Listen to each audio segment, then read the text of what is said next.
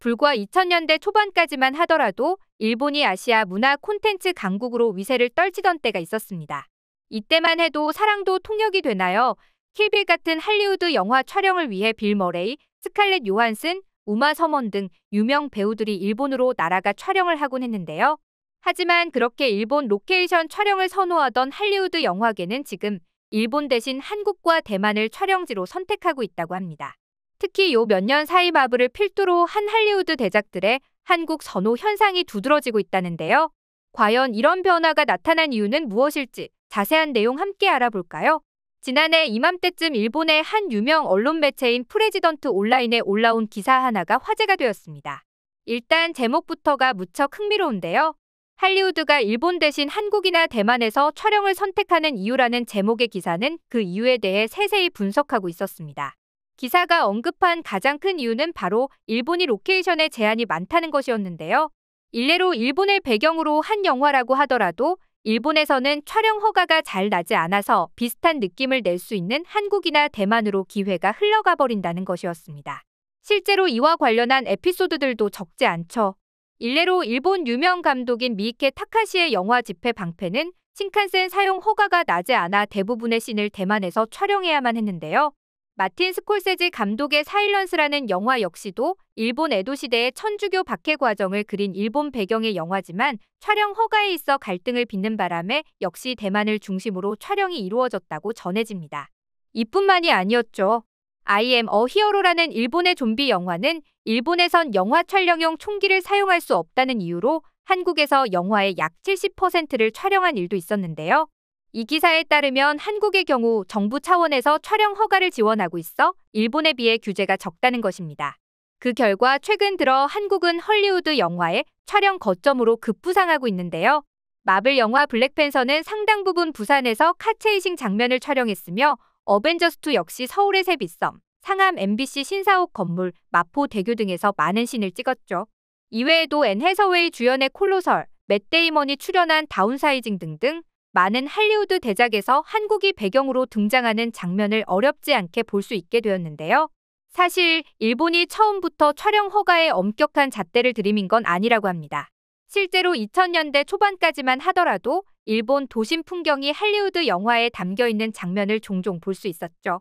하지만 언제부턴가 안전상의 이유로 그리고 도로 봉쇄의 어려움으로 이런 장면은 일절 찍을 수 없게 됐는데요. 일례로 도쿄하면 가장 유명한 시부야의 스크램블 교차로는 촬영 허가를 따내는 것이 하늘의 별 따기라 이를 똑같이 구현한 스튜디오가 현재 일본 내 만들어지는 중이라고 합니다. 따라서 이런 촬영 규제의 차이가 오늘날 할리우드 영화들이 일본 대신 한국을 택하는 이유가 되었다고 기사는 지적하고 있는데요. 물론 이 기사가 지적한 대로 촬영 규제 문제도 있었겠지만 최근에는 더 근본적인 차이가 발목을 잡았다는 분석입니다. 그도 그럴 것이 일본은 2000년대 초중반까지만 하더라도 아시아 문화 강국으로 위세를 떨치며 자체 제작 콘텐츠들이 수준 높은 퀄리티를 자랑했던 때가 있었지만 이제는 그 문화 강국 타이틀을 한국에 빼앗기면서 크게 격차를 벌린 상황이기 때문인데요. 이를 잘 보여주는 수치로 2021년 한국의 콘텐츠 수출 규모는 125억 달러로 이미 일본을 넘어섰습니다. 이에 위기감을 느낀 일본도 영상 콘텐츠 수출을 늘리고 있지만 전체 수출의 89%를 여전히 애니메이션이 차지하고 있는 상황이죠. 반면 드라마 비중은 5.7%에 불과한데요. 이에 반해 한국의 경우 오징어 게임이나 지금 우리 학교는 더 글로리, 무빙 같은 작품들이 전 세계를 강타하며 문화 강국의 위세를 떨치고 있습니다. 이러니 애니메이션을 제외한 일본의 콘텐츠 산업이 한물 같다는 평이 나오는 것도 어찌 보면 당연했는데요. 즉 할리우드가 일본 대신 한국을 촬영지로 택하고 있는 이유엔 촬영 허가 문제도 있지만 그보다는 근본적으로 달라진 두 나라의 위상이 더 크게 작용했다는 분석이죠. 그렇다면 대체 오늘날 이토록 큰 격차가 벌어진 이유는 뭘까요? 전문가들은 일본 엔터테인먼트 업계에 산재한 여러 치명적인 문제들을 지목하고 있습니다. 가장 많이 언급되는 건 아무래도 콘텐츠 제작에 투입되는 예산의 차이인데요. 일본은 지금도 방송국에서 드라마 같은 콘텐츠 제작을 주도하는 시스템이다 보니 예산이 정해져 있는데 이 때문에 제약이 많아질 수밖에 없다는 겁니다.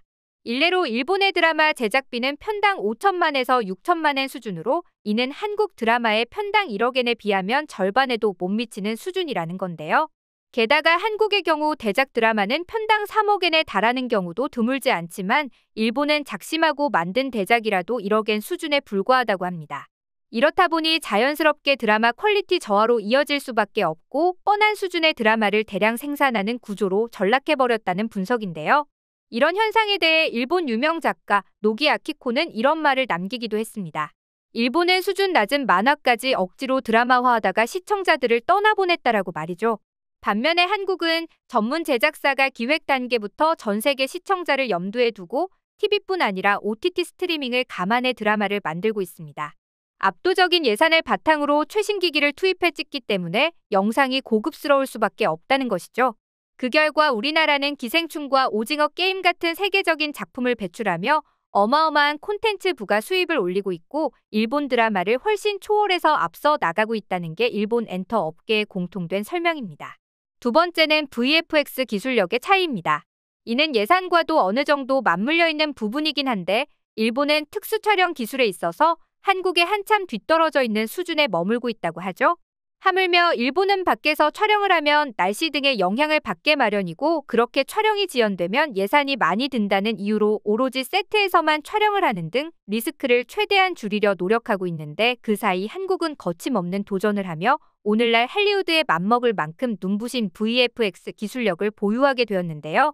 이는 오늘날 경성 크리처, 무빙 기생수 같은 CG 기술이 많이 요구되는 콘텐츠들이 한국에서 우후죽순 쏟아져 나오고 있는 점만 봐도 알 수 있죠. 반면 일본은 SF 장르 영화나 드라마의 제작 시도를 거의 하고 있지 않은데요. 오죽하면 이런 현상에 대해 넷플릭스 일본 콘텐츠 매니저 타카하시 시니치는 대규모 세트를 만들어 VFX 등 최신 촬영 기술에도 예산을 투자해가는 것은 일본뿐만 아니라 글로벌 히트를 목표를 하는데 필요한 도전이다라는 말을 남기기도 했습니다. 마지막으로는 소재 고갈입니다. 지금 일본은 PD의 업무가 드라마에 쓸만한 만화를 찾는 일로 변했다는 자조 섞인 목소리가 들려오고 있을 정도로 소재 고갈이 심각하다고 하는데요. 그만큼 지금 일본 드라마 제작자들 대부분은 더 이상 순수 창작물을 만드는 것을 포기하고 이미 나와 있는 만화를 전부 드라마로 만드는 안일한 태도를 보이고 있다는 지적입니다. 그 결과 어지간한 만화는 이미 모두 드라마로 만들어진 상황에 어쩔 수 없이 수준이 낮은 만화까지도 모두 소재화할 수밖에 없는 상황에 이르렀고 이것이 오늘날 한국과 일본의 수준 격차가 벌어진 결정적인 이유로 작용했다는 분석인데요. 실제로 일본 드라마의 질적 하락을 여실히 보여주는 통계가 순수 창작물과 원작 만화와 소설을 각색한 드라마의 비율에서 나타난 적도 있습니다.